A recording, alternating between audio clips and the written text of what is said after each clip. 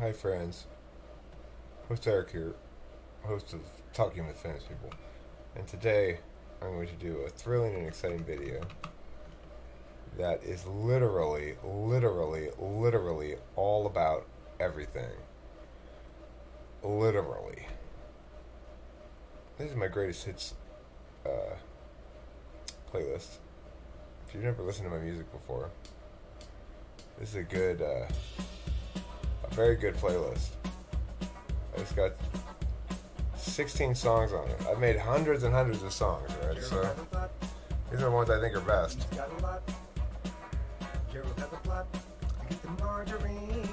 That's not what this video is about, but I'm gonna indulge myself a bit here. This video is about these things. Time put in.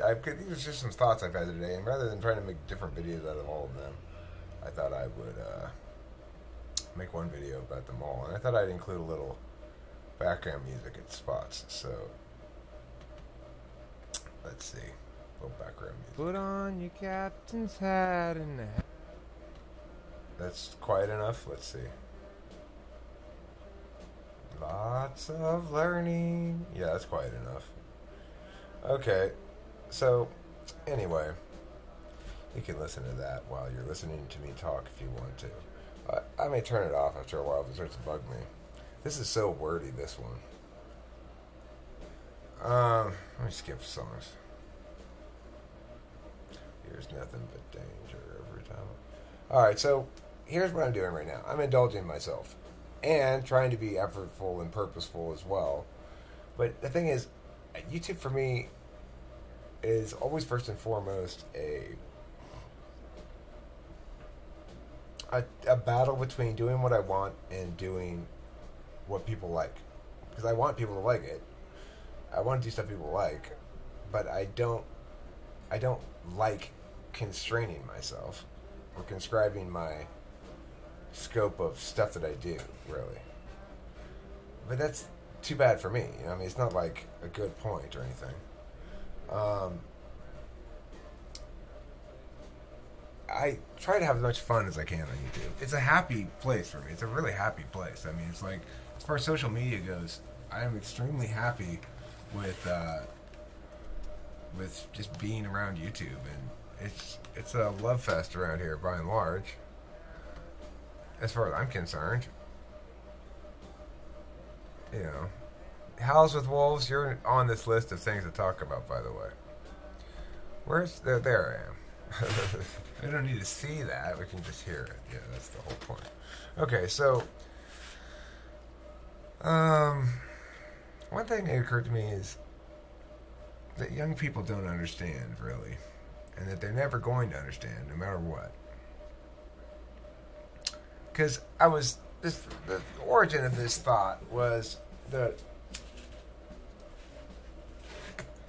well, I mean, young people who are just as smart, just as wise, just as knowledgeable, maybe more so than most older people I meet. Why would that be the case? It's something I've talked about before, I guess, which is like because of information fluidity. They're growing up in an environment where they're a lot less isolated because they're able to interact with people in different communities, even though they're geographically in one place. Stuff like that. Young people today are much further advanced than I was when I was their age, you know? Or any of my generation, as far as I can tell. Anyhow, because I mean, my generation began with a sort of consumption with that isolation and the emptiness that it caused. But then it ceased to be, you know? But they didn't necessarily outgrow it. So, regardless, one thing that young people just can't ever possibly get is something that I had the experience of this morning. My first wedding, my first marriage, I got a wedding present of a Dyson vacuum cleaner. I've had it ever since. I still have it. I was using it this morning. It's 20 years old, and it's kick-ass. It's the greatest vacuum cleaner imaginable. It's just amazing. Now, I have the experience of having owned one Dyson vacuum cleaner for 20 years. And I took it away from the marriage, not my ex-wife. That's for damn sure. I was keeping the fucking Dyson. Whoever gave that to me Thank you very much. That was the nicest present. I mean, wow. That thing is great. Dyson, you do a great job with your vacuum cleaner. Okay. Next thing on the list. Countervalued blind problems. I was thinking that when Kimberly and I have problems with FI stuff, which we do sometimes occasionally, that's a problem with us, not with anything else. Not because of our types or anything. When Kim and I have a problem with TE between the two of us, which we don't usually, we actually get along quite well with actual physical TE. She'll say things like, I think you should do it this way. A lot of times it's fine. It's helpful. But if we have problems with those things, then that's on us. Because countervalued and blind, it's like my blind FI, well, she doesn't like FI anyway. So when I try to get moist with her, then she doesn't like that. She wants what she thinks is FI. She wants certain kinds of FE, you know. And she's seeking, I don't know. She's pretty happy actually overall. I think we both are. But regardless, that's something I thought today. Boris INFP common distinction. So one thing I noted was that I reacted very differently to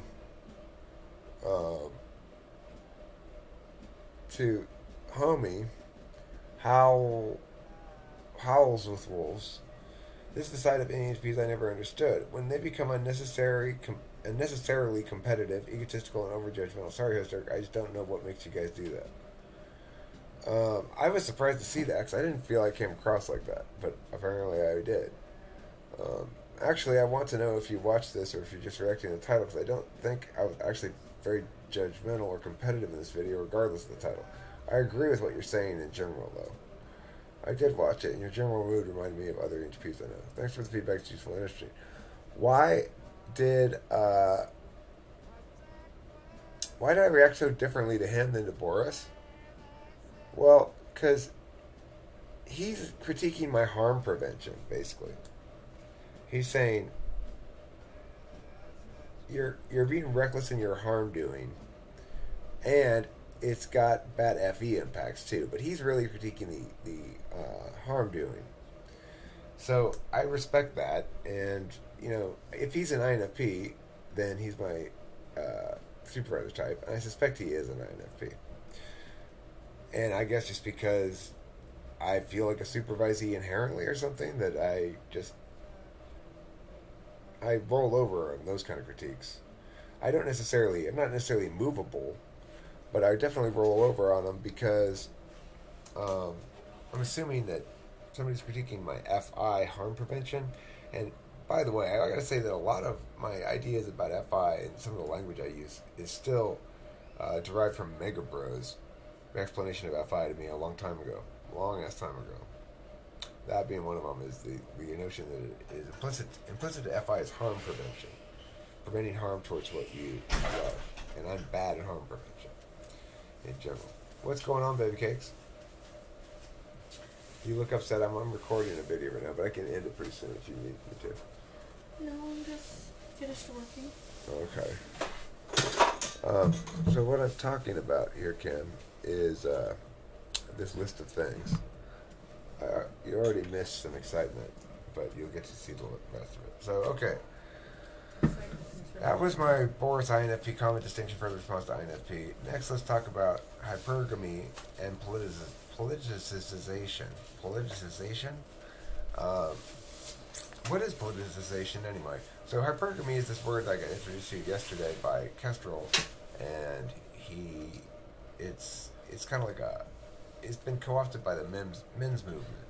It was, from what I can tell, originally a word that was used in biology to describe the competition amongst females of certain species for higher-ranking males, and the tendency to abandon lower-ranking males for higher-ranking males. Birds do it, other animals do it too. But then in 1886, it was referenced in reference to Chinese people. And then, only I suspect recently, probably within the last 10 years or so, the MGTOW type peoples kind of co-opted it into a word meaning chicks should be condemned in some regard for their lack of, or that basically, my read on it is there's a lot of people out there who've been fucked over by a woman and are drawn strongly to notions that reduce women to their reproductive purpose. So it's like, well, because women need to take care of their children and blah, blah, blah, blah, they seek men with higher status and all this sort of stuff, reducing them to animals that we study rather than equivalent people. The thing is, all men and women have complex calculi of who and how they end up being with. It's like there are plenty of counterexamples of hypergamy for sure amongst women as well as men, and to the extent that either gender is hypergamous, they're probably equally so, I would guess. Although status with women is somewhat different than status with men. It runs on a somewhat different economy, perhaps. These general statements about the economies of women and their ways about reproduction and stuff, I think are probably by and large accurate about women wanting confident, men who've got shit going on. I chased down this rabbit hole with this hypergamy thing, and like one of the things it said was, women want to see you with people around you, which sort of validate the tribe validating you, and they want to see you be dominant or loud and extroverted in your behavior and such, and they want to be with the person who's most dictating what's happening to the group. Well, but I think that that's sort of true, but It starts out like that. well, yeah. What do you think, Kim? You're a I woman. think it starts out like that. It's like they do it. They encourage it in schools with the king and the queen and the prom, and there's this. The popular football guy usually wins as a king, and the most popular girl in high school usually wins a queen. They do it still in school. They set it up as where there's a queen and a king. So I think we're generally set up like that. And then as we get older, we expand our, then we realize that's all just... So what aspects of my display worked on you when we were... Was things like that? Yeah. I feel like you could hold down a fort and help me build a foundation. Holding down forts and helping build foundations. Interesting. Okay. Well, the question of what is politicization, these guys aren't necessarily advocating for any public policy. They're just sort of saying, let's have women be thought of and talked about as though they weren't people, basically. The thing is, I get it. There's some fucked up legal things that do need to be changed about fathers' rights for child care and stuff like that, child keepings. I managed to have full custody of my child, more or less, for most of her time that she was being raised by adults, until she became 19 or whatever. So, it's not always that way, but sometimes it is for other guys. I'm notoriously prickly about getting my way about certain kinds of things, and I don't think either of those wives wanted to go to battle with me. So that's an advantage I might have in terms of just being fighty or something. Okay, but so what makes a politicization is just that it's trying to reduce people to groups in a way that is, well, it's like the worst parts of typing. The worst parts of typing are the ones that say, well, you must be like this because you're like that, or you can't remember that. Because we're not representatives of our group. Our groups are sets put together of us individuals. So we are first and foremost individuals. Anyway, I wanted to mention Dave's superpowers because I've been using this word tribe in this video, and one of the things I liked about making that, watching other people's YouTube channels video, was that I got this. They got some good information from that guy. I might want to actually go watch his videos. His idea of breaking it down into like 4 things. One of them was tribe. One of them was self, I think. One of them was gather. Oh no, wait. Well, those are the 4 skills. I don't know. I gotta rewatch it. But he has some good ideas. I'm curious about what he has to say more.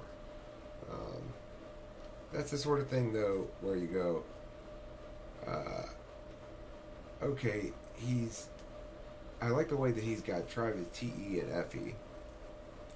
And I think it's, what he's cued into there is that TE and FE are the interface functions. So they aren't necessarily used in interfacing with the world, and most people interface with the world by a tribe in some capacity. So it makes sense you'd say that links to that, right? But it really doesn't necessarily link to that at all. FE does, for sure. I think, really, FE and FI are more precisely linked to the tribe, because in that capacity, harm prevention is... I guess it's linked to the specific other, not the tribe. But it has more impact upon it. No, it has equal impact. I don't know. It's a concept I'm still rolling around in my brain. I just wanted to give the guy credit for getting me to think in those terms a little bit more. I don't generally like to think of those sort of evolutionary terms. Those kind of explanations I have a lot of skepticism towards. But it's a good frame, and I want to check it out more. Next, atheism and conscribing legitimacy. So what is up with these atheists being like? I've looked into it a little bit more. I saw a video on my recommended for this Matt Dillahunty guy, and he debated Jordan Peterson. That guy was in that stupid ass video that I was shitting on the other day. That one of it was an awful video. Anyway, but it got a fair amount of views. I want to talk to this Matt Dillahunty guy. He's got 250,000 views on his video about his thoughts about debating Jordan Peterson.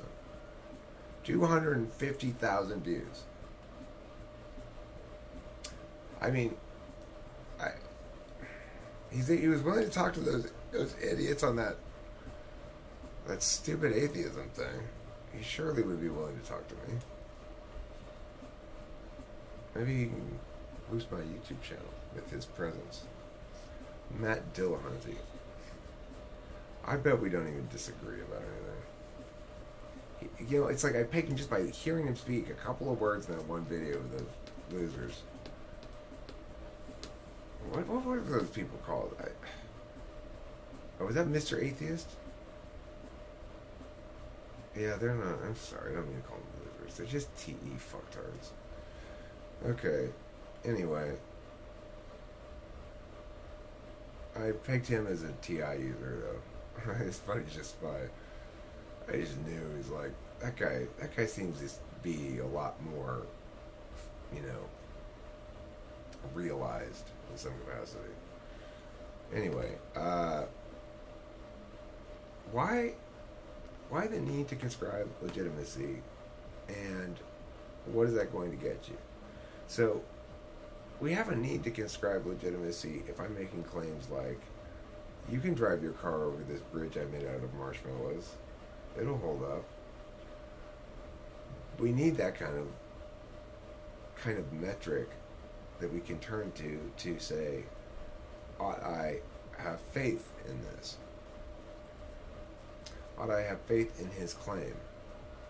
Because the man's making a claim, me presumably, that the marshmallow bridge he's made is sturdy enough to hold your car as you travel across the ravine.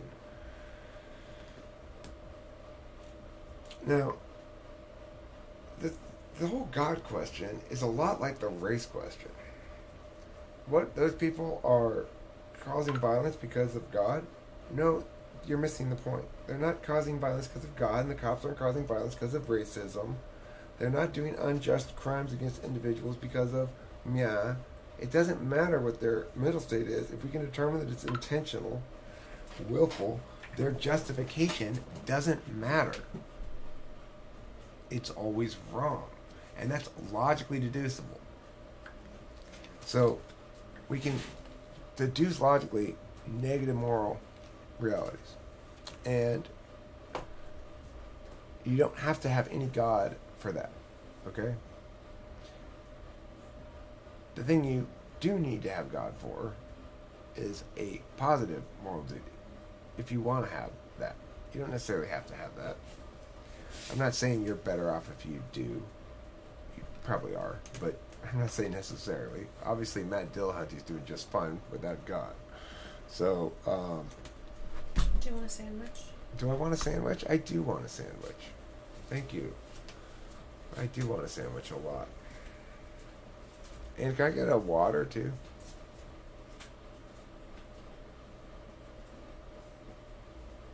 I'm getting a sandwich. I deserve a sandwich. Okay. That's called positive affirmation for yourself there. So, okay, let's talk about the next one on the list here. TINE versus NETI. Alright, so the thing is, INTPs are... I'm struck thinking about my experience with Spacey when he was here, and I wanted to freestyle with him, ideationally, you know? And we made this thing about having a sheen, like I have right now, a glossy sheen. And I was really impressed with his extroverted intuition.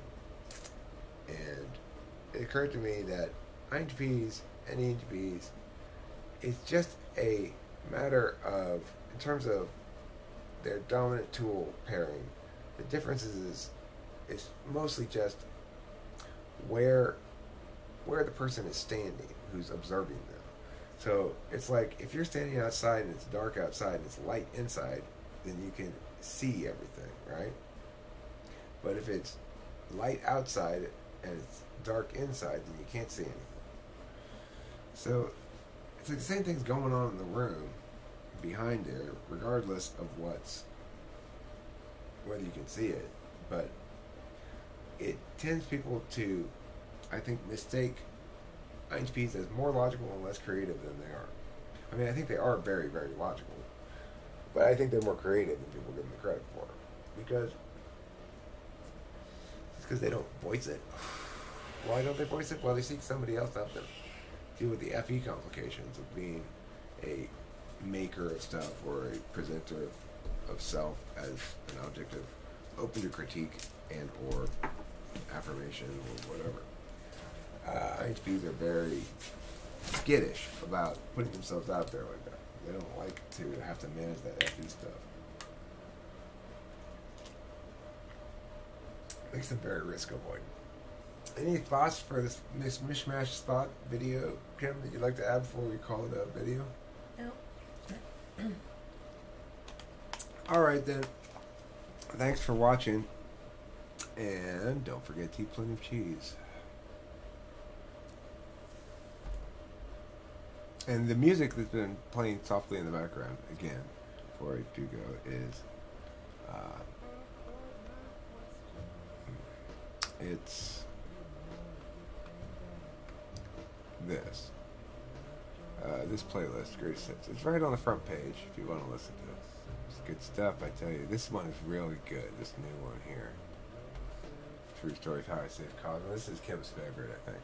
I'll just let this play out, and you guys can enjoy this well, and then I'll end the video. Thank you for watching. Proven tropes. How to pan for gold, which mop is best. Yet hardly any women had purchased a copy. Subscriptions were down too.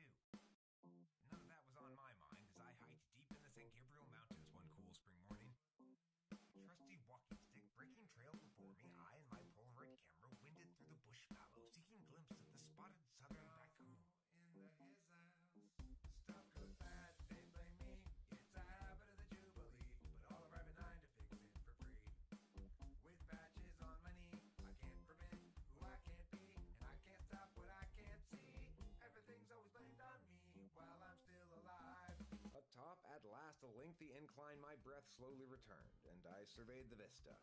But then, down and to the left, a creature rustled its way through the leaves towards a burbling brook. I quietly worked my way downstream, raised my camera in a crescendo of raccoon anticipation. If I had it to do all over again, I'd do a lot of things different, make a lot more friends. I'd master Japanese and French, visit Amsterdam to begin. I'd develop early like the late Helen Gurley did, who's itching for Olympic curling and pinching for stacking pounds sterling's were widely affirmed. Not to mention an act for dropping pearls of wisdom that burn when one stops to fish 'em out. Hey, look, I found 10, I'll just tuck 'em in my satchel, then doubt. Think again, Helen Gurley can't be having that. Helen Gurley can't be taking crap. Helen Gurley can't be having that. Bad, they blame me. It's a habit of the Jubilee, but I'll arrive at 9 to fix it for free. With patches on my knee, I can't prevent who I can't be, and I can't stop what I can't see. Everything's always blamed on me while I'm still alive. You're no raccoon, I said, unnecessarily. I rose and brushed the leaves from my pant leg. No, said the woman. I'm famed Cosmo editor Helen Gurley Brown. Well, I'm Eric. What you doing way out here? Panning for gold and soul searching. Sounds serious. It's my magazine. Women just aren't buying it anymore. I recently wrote this little column for my pet grooming newsletter. My searching fingers fell upon the pocketed pamphlet. Here, I said, handing it to the woman. Try something like this. She perused it briefly, crinkled her brow, and read aloud. 10 surprising tips to please your man in bed. Cosmopolitan magazine, dividing the scene. I like it. Stuff goes bad, they blame me. It's a habit of the Jubilee, but all arrive at 9 to fix.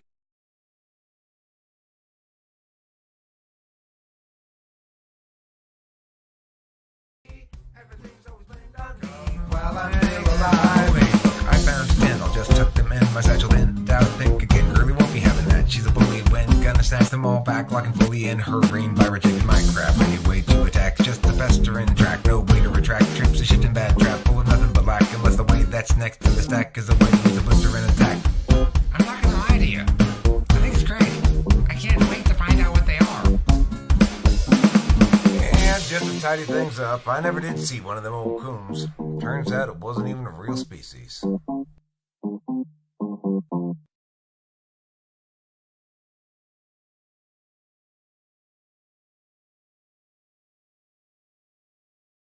The nation had